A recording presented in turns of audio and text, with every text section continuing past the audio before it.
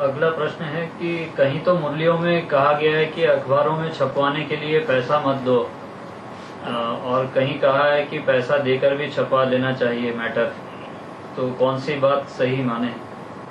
Basic में कहा गया पैसा दे करके भी झूठी बात को एडवर्टाइज करो, क्योंकि अंग्रेज जो लोग हैं वो क्राइस्ट को फॉलो करने वाले हैं, वो एडवर्टाइजमेंट में ज्यादा विश्वास करते हैं। अपनी भारतीय परंपरा जो है वो ज्ञान और योग को एडवर्टाइज नहीं करती, गुप्त रखती है। तो जो उस समय बोला है वो बात अब लागू नहीं हो सकती। सच्चाई को, दुकान में तुम्हारे बढ़िया माल रखा हुआ है, सच्चा माल रखा हुआ है, उसको एडवर्टाइज करने की जरूरत है? लोग अपने आप जो खाएंगे इसमें बड़ा बढ़िया है, अरे उस दुकान पे जाओ तब तुमको असली बात का पता चलेगा। तो अपने आप जो एडवर्टाइज हो वो ज्यादा अच्छा, या ढोल मजीरा बजा बजा करके एडवर्टाइजमेंट करो वो ज्यादा अच्छा, पैसा खर्च करके? अपने आप जो पता चले वो सच्चाई है, सच्चाई सर के ऊपर चढ़ के बोलती है, उसको एडवर्टाइज करने की जरूरत ही नहीं। Yes, in some movies it is written that you should not pay money to get your material printed in the newspapers, and at some points it is said that you can give money and get your material published. So why is there a contradiction in these?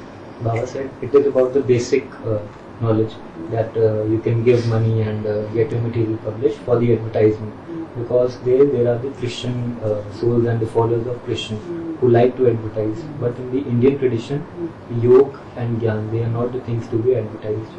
Baba gives an example, if in a dukan, that is in a shop, if someone has nice items, then he needs not advertise these items. People automatically will consume those items and popularize them. So Indian tradition does not believe in this advertisement. इसी तरह की विरोधी बातें जो है राखी के संबंध में या भोग के संबंध में, गीतों के संबंध में भी मुरलियों में आती है कि भाई राखी बांधनी चाहिए या नहीं बांधनी चाहिए, भोग लगाना चाहिए नहीं लगाना चाहिए, इस तरह से। तो जब भी हम इंटरनेट पे सेवा करते हैं हम कहते हैं कि भाई जो आप कर रहे हो वो श्रीमत के विरुद्ध है, एडवांस पार्टी इसमें विश्वास नहीं रखती है, तो फिर वो मुरली पॉइंट दिखा देते हैं कि भाई देखो मुरली में ये कहा कि क्या मुरली में क्या है कि भोग लगाना चाहिए या चाहिए, कहीं लगे बोला है बहुत, तो मुरली में तो ये और बोला है भोग ध्यान दीदार हुआ समय बेकार, टाइम वेस्ट होता है, इससे कोई फायदा नहीं। क्या बाबा के ब्रह्मा बाबा के नाम का बदनाम करने वाले पैदा हो गए? कौन सी मुरली में कहा बाबा ने कि भोग लगाना चाहिए? ना जैसे मुरली में आता है कि भाई आज सदगुरु आ रहे हैं भोग लगता है, वो मुरली का पॉइंट है। वो ब्रह्मा बाबा इंटरफियर करके भी तो बोलते हैं।